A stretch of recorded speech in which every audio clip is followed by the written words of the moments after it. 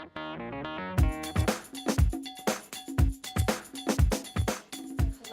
of linked short stories, and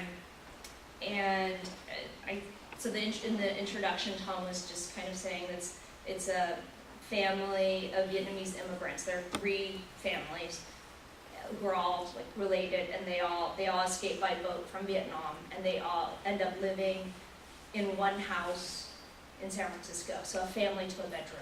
And it's just about everything clashing and being in such close quarters, and secrets and desires and everything sort of exploding. And the stories track these varying family members across a 20-year span. And a main character in one story will be a secondary one in the next. And so forcefully you get to see these characters from different lenses. And it's tracked kind of chronologically too. So hopefully if you read it from the beginning to the end, it has the scope and the feel of a novel.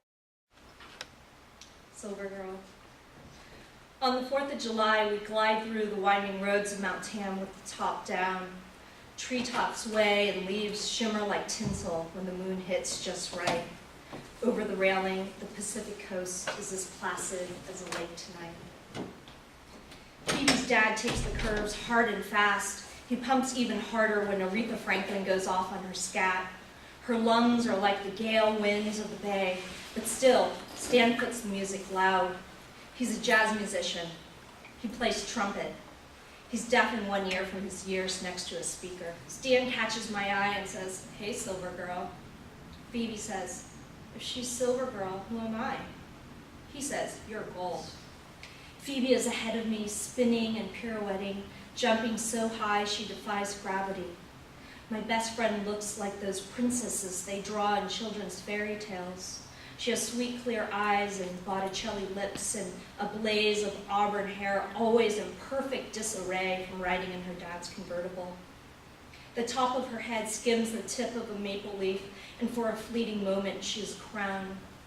I watch, afraid if I blink, she might disappear forever.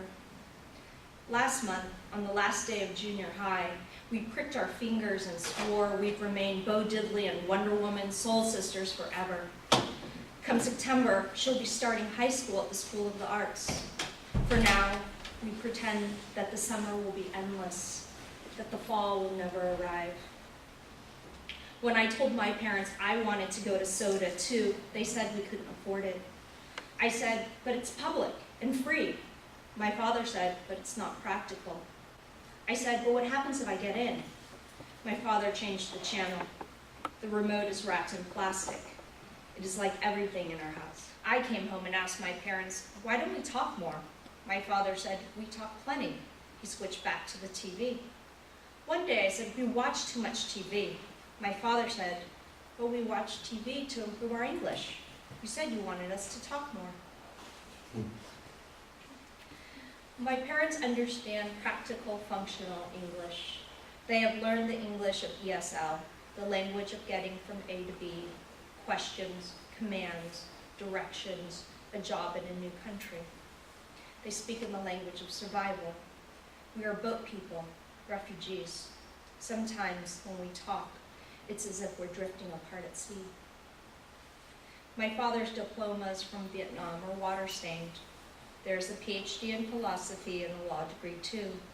They're yellowing and hanging on the wall above the TV. In contrast, beside them are the new bright white diplomas from America. He went to night school and earned a computer programming certificate. After that, he got a BS in accounting too.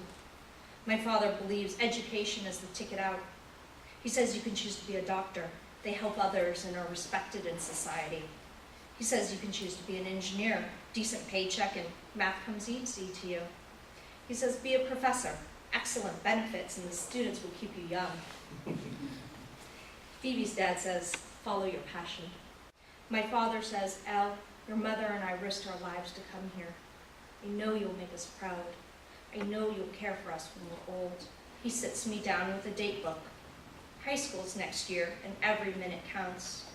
6 to 7 swim practice, 7 to 8 breakfast with flashcards, after school violin lessons from 4 to 5, 5 to 6 French tutor, 6 to 7 dinner, 7 to 9 homework, 9 to 10 relax.